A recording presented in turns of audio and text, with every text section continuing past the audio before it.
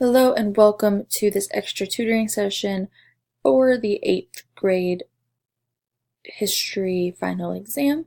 This topic will cover the historic personages of the American Revolution. We'll be looking at both the American, colonial, and British people, key figures of the American Revolution. First, of course, we'll start off with George Washington. He was the commander-in-chief of the Continental Army. He was the leader in many battles before the Revolution, and he became one of the most beloved generals and presidents of our history. He became the first president of the United States, but it was not always this way. He did not always want to be free of Britain. He actually really wanted to reconcile with Britain, although some of the British policies had touched him personally. Discrimination against colonial military officers and the British land policies and their restrictions on Western expansion had seriously hindered his plans for Western land speculation and therefore grew his animosity towards the British, leading him to become one of our major founding fathers of the Revolution. Next, we have John Adams. He was born in Massachusetts. He was a lawyer with strong opinions from the beginning of British authority. He was a delegate of the Continental Congress and represented the U.S. in the Treaty of Paris, which ended the war.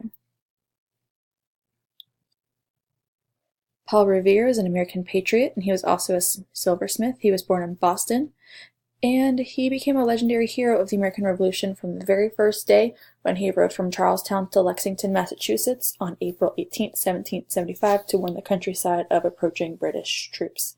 If he had not done this, we don't know what that first night of battle might have looked like and if the colonies would have been as prepared as they were. Benjamin Franklin is a member of the committee that drafted the Declaration. He helped write the grievances, come up with the grievances, and how they wanted to portray them to the king. He was also sent to France to enlist their help in the Revolution. The colonies quickly learned they couldn't do it on their own, and while France did not have the best of relationships with Britain, the colonies played on that to get their help. Benjamin Franklin also went with John Adams to negotiate the Treaty of Paris. Thomas Jefferson is most notable for writing the Declaration of Independence. He was very successful in his political life. He was a governor, he was a minister, he was the first Secretary of State under George Washington, he was a vice president and became president of the United States in 1801. But of course his most famous claim to fame as part of his role in the American Revolution was writing the Declaration that was sent to King George himself. Thomas Paine is the author of the pamphlet Common Sense. He wrote it in 1776, which was distributed around the colonies and called for American independence.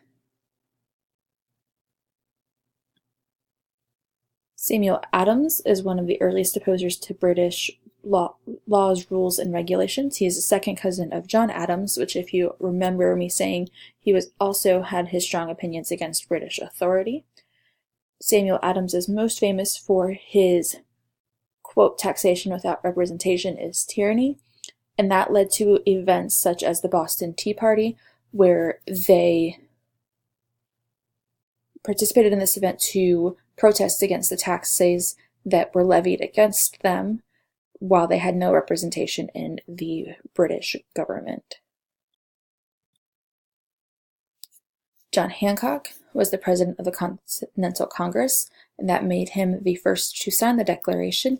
He wanted to sign so big that the king did not need his classes to read his name, and that made his name synonymous with the word signature. So when they say, "Give me your John Hancock," that's what they're talking about. They want you to give them your best signature.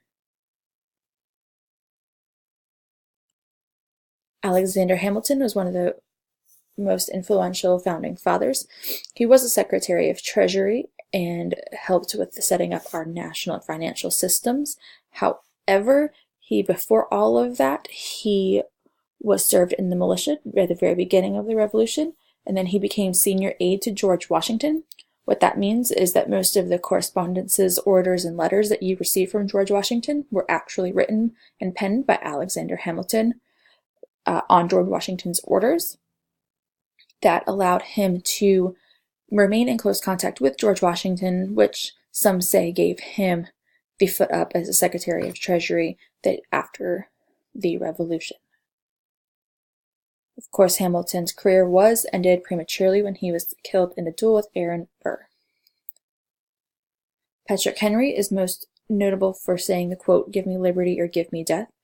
He was the focal point of Virginia's opposition to British policy when the Virginia Royal Governor dissolved the Virginia legislature after the closing of the port of Boston in 1774. Henry organized a session of legislature which met in a restaurant in Williamsburg.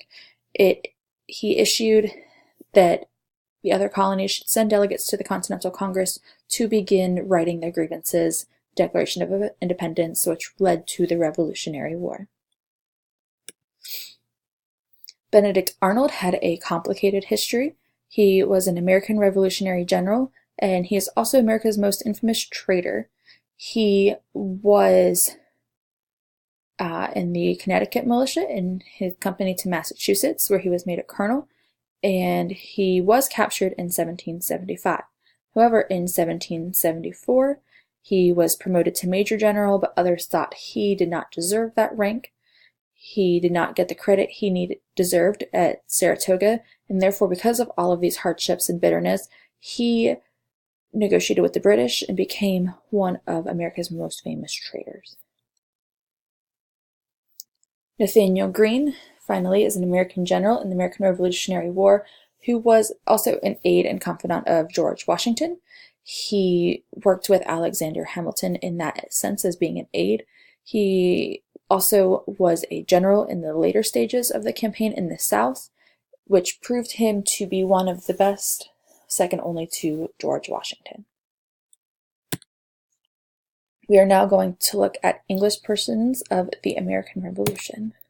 First is, and most famous, is probably General Charles Cornwallis. He led several attacks against the colonies. He bore them down in several different battles. However, once the colonies had French help, the colonists and the French surrounded Cornwallis and his troops in Yorktown, Virginia, at the Battle of Yorktown, which thereby led to the surrender of the British, which basically ended the war.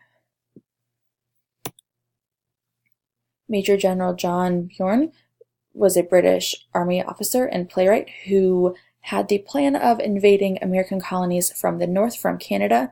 However, it ended at his surrender in Saratoga, New York.